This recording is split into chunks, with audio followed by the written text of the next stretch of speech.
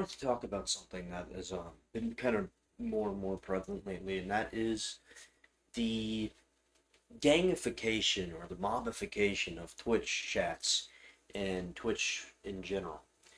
It's come to my attention, or it's come more to my knowledge and become more prevalent that Twitch streamers are starting to treat their audience, their chatters, their fans, their supporters as part of their family, or their family like, oh, I love my fans. Oh, I treat my fans like they're part of my family. That's that's not a healthy relationship between you and some people you've never met before. Their names, right? Even if they tell you their life story, you never really know somebody if they're a Twitch chatter, right? And they've they're forcing themselves to try and become a part of their Twitch chatters' lives, and the Twitch chatter is also doing the same thing. And I think that people have kind of forgotten that Twitch, YouTube, TikTok, this is all part of the entertainment business, just contained inside social media. So I'll see a lot of these people that'll get mad about Twitch chatters watching other people like it's their girlfriend cheating on them. Right, your job as a Twitch streamer, as a YouTuber, as a TikToker, and what do they call them? Instagram Reeler, whatever they call people who do Snapchat. Your job is to push entertainment to thousands of people. You, as a Twitch streamer, are nothing more than a person who grabs the attention of an audience so that advertising companies are able to push products onto your audience. Twitch is the entertainment business. That's why they call them channels. It's not the entirety of it, obviously, it's just part of it. That's why they call them channels. It's like news channels. If you thought CNN got boring, you'd switch off. If I think Kai Cenat gets boring, which he does all the time, you'd switch off. Especially with all the IRL streamers, but that's a different topic.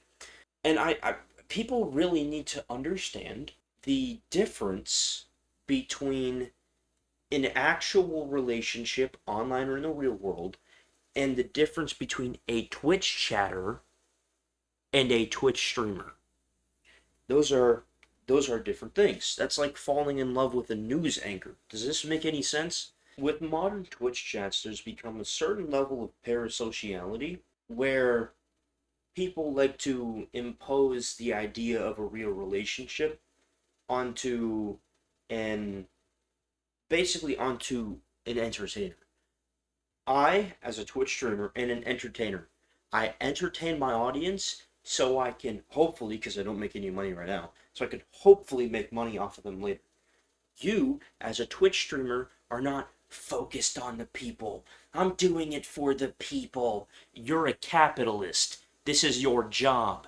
You get people's attention to push them products. You influence them. You're an influencer. It's your fucking job.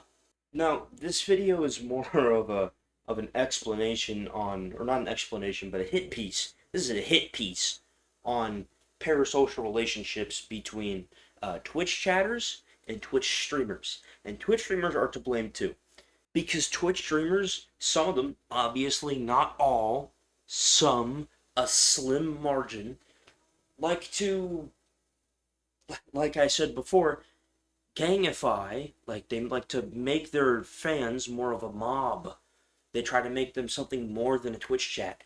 And these people haven't figured it out yet that they are nothing more than a Twitch chat.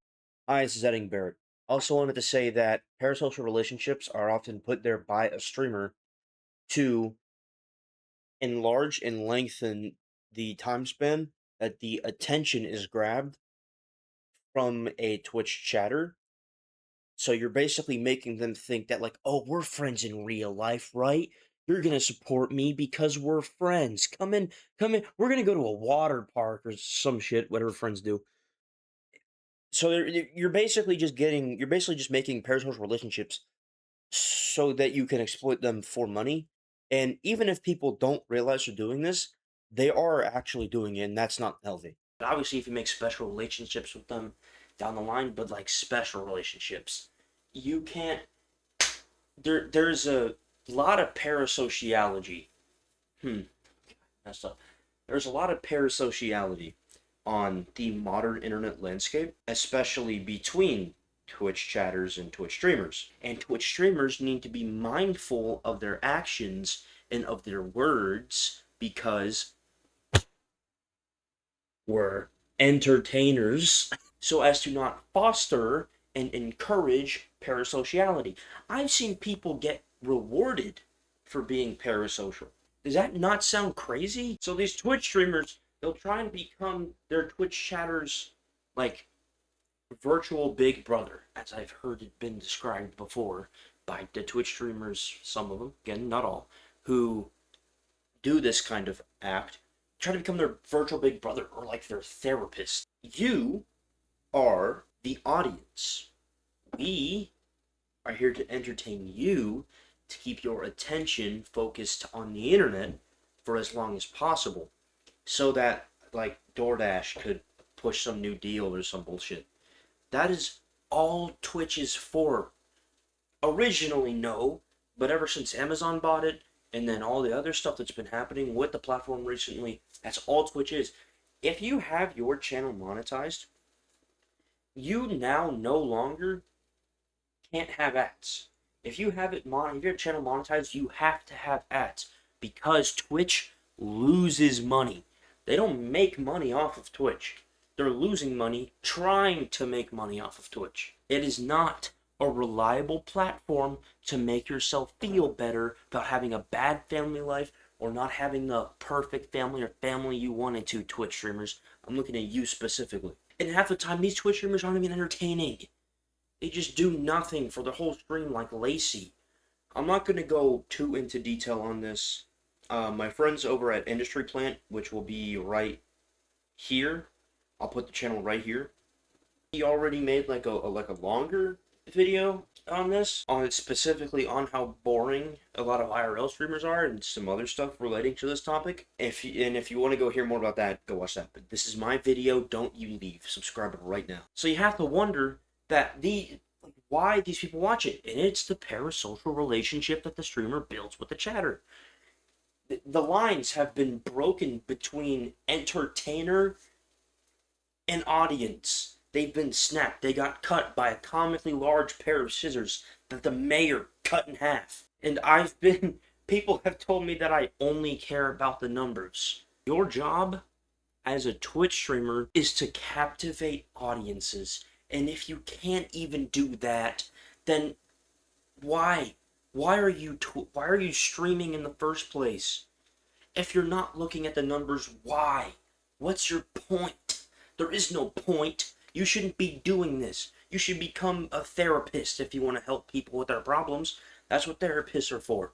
Twitch streamers are for capturing audience's attention, not just not talking to their chat, not trying to build a family bond with their chat, talking to them on a basic human level. But instead, people are losing their minds if you don't like a specific Twitch streamer. It's the stupidest thing I've ever heard.